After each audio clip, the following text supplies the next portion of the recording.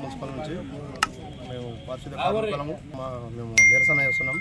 మాకు 3 నెలల నుంచి సాలరీస్ వస్తలేవు, పిఎఫ్ డబ్బులు కూడా వస్తలేవు, ఈఎస్ఐ పిఎఫ్ డబ్బులు ఏవి కడతలేరు. అందుకని మేము ఇక్కడ నిరసనకు వచ్చినాం.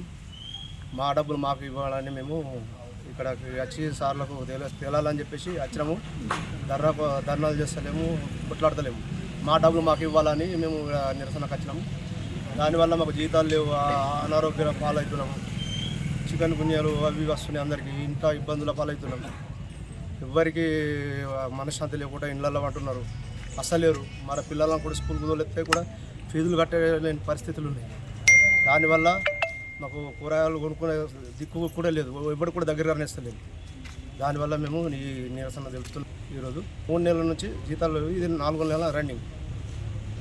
కమిషనర్ గారిని అడిగితే 10 రోజులు 10 డేస్ చూడండి, 2 రోజులు అయినాక రండి అన్నట్టే వచ్చినాం.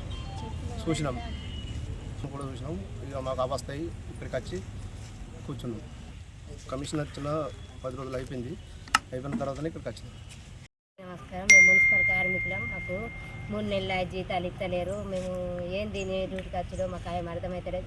కూర్చుంటే జీతాలు ఇస్తారు, లేకుంటే లేదు. ఎన్ని రోజులు అని ఇట్లా కూర్చుంటుకుంటూ పోయిన కొద్దీ మాకు జీతాలు వాళ్ళు వేస్తా అంటారు, మళ్ళీ వేయరు. ఇంతకుముందు ఒకసారి కూర్చున్నాం కానీ జీతాలు వేయలేరు. మళ్ళీ ఇప్పుడు కూర్చున్నాము. సారు కమిషనర్ సారు ఇంకా ఒక 10 రోజులు ఆగుని వేస్తామని అన్నారు. ఈ వరకు జీతాలు వేస్తలేరు. మాకు ఇండ్ల కిరాయిలు ఉన్న వాళ్ళు అయితే మా బతుకు దారుణంగా ఉన్నది. ఆ కిరాయిలు కట్టక వాళ్ళు ఎల్లగొట్టే పరిస్థితి ఉన్నది. వాళ్ళకి మొక్కలు సాటేసుకుంటూ తిరుగుతున్నాం. ఇంత పాపం ఉన్నది. మా పిల్లలకు జ్వరాలు అవి వస్తున్నాయి కానీ వాళ్ళు మమ్మల్ని పట్టించుకుంటలేరు, చేస్తలేరు. మేము ఎట్లా బతుకుడో మాకు అర్థమవుతలేదు. ఇంత పాపం చేస్తున్నారు మా ఊళ్ళో.